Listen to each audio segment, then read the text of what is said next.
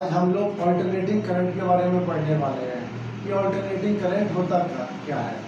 सबसे पहले आज का टॉपिक है ऑल्टरनेटिंग करंट। क्या है ऑल्टरनेटिंग करंट?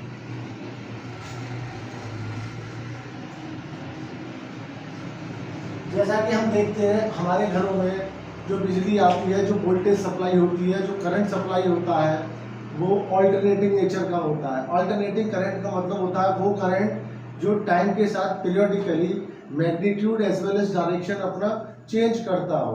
तो ये अगर हम इसकी डेफिनेशन बोलें कि it is the current which change periodically the magnitude as well as the direction with respect to time, उस करंट को हम बोलते हैं अल्टरनेटिंग करंट।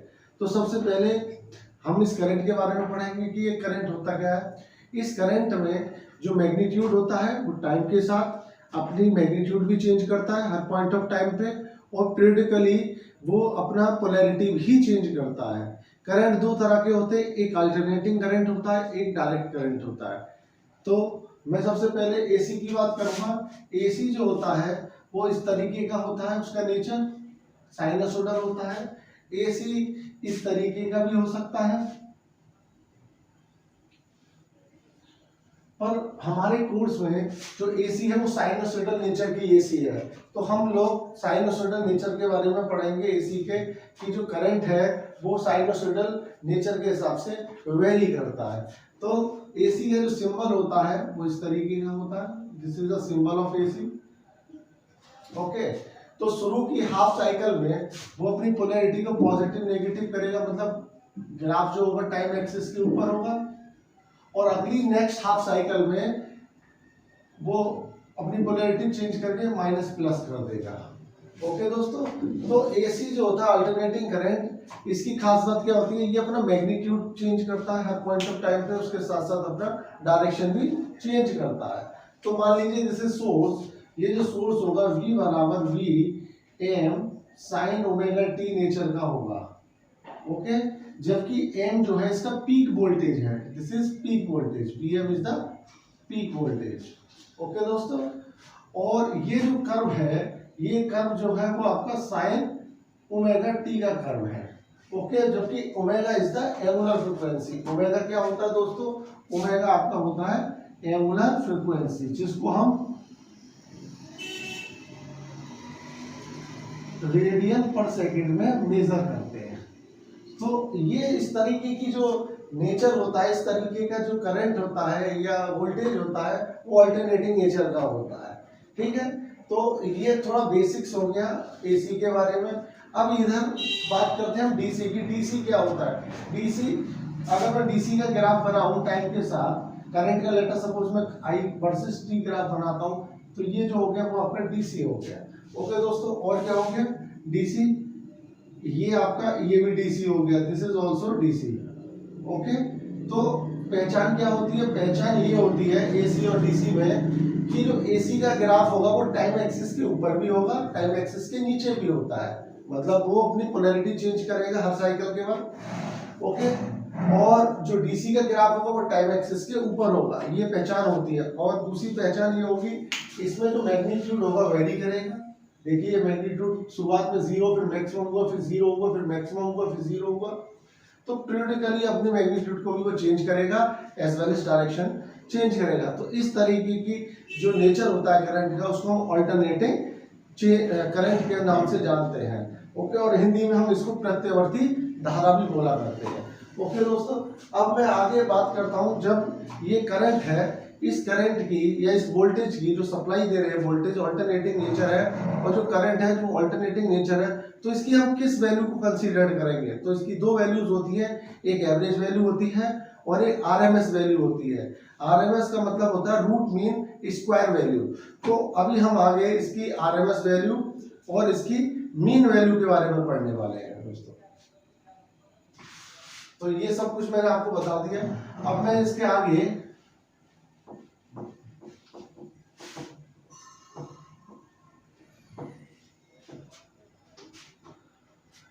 दोस्तों इसके आगे average value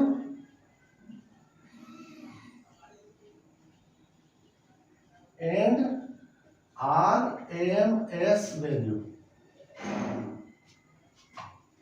RMS stands for root mean square value.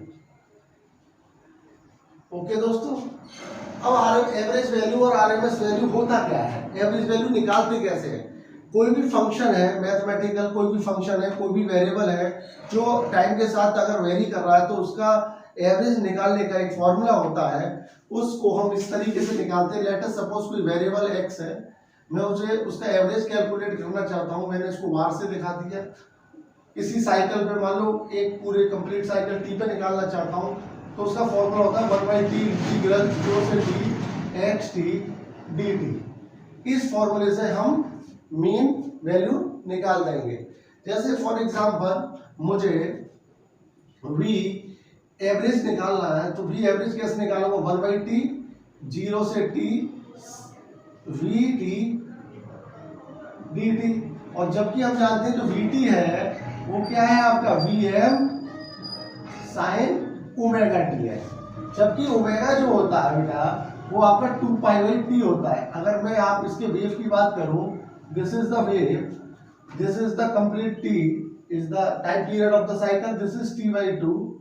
Okay दोस्तों, तो मैं इसका पूरा सॉल्व करना चाहता हूं। जब मैं इसका एवरेज निकालूंगा ओवर द होल साइकिल, ध्यान देना है पूरे साइकिल पर, तो इसका एवरेज जो है वो 0 निकल आता है फॉर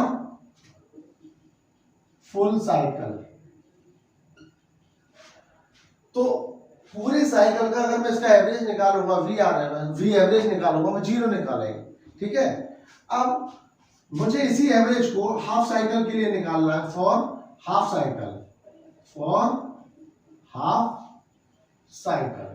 जब मैं इसी चीज को हाफ साइकिल के लिए निकालूंगा तो V average for half cycle 1/t/2, this time is t/2। मैं यहां से यहां तक एवरेज निकालना चाहता हूं, इंटीग्रल 0 से t/2 sine omega t dt।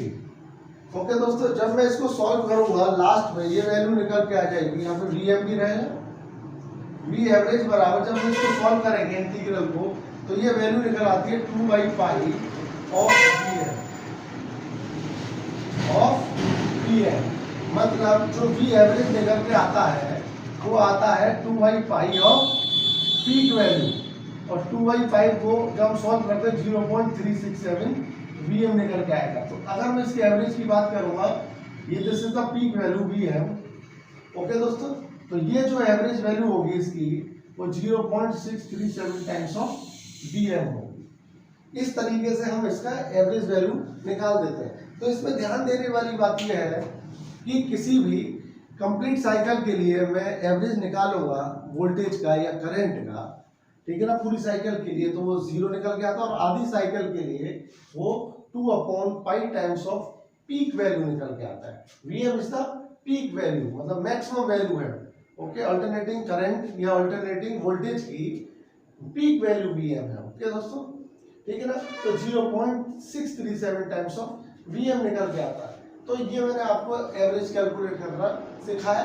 Next video में मैं आपको आरएमएस वैल्यू और उसके आगे की बातें बताऊंगा। Thank you.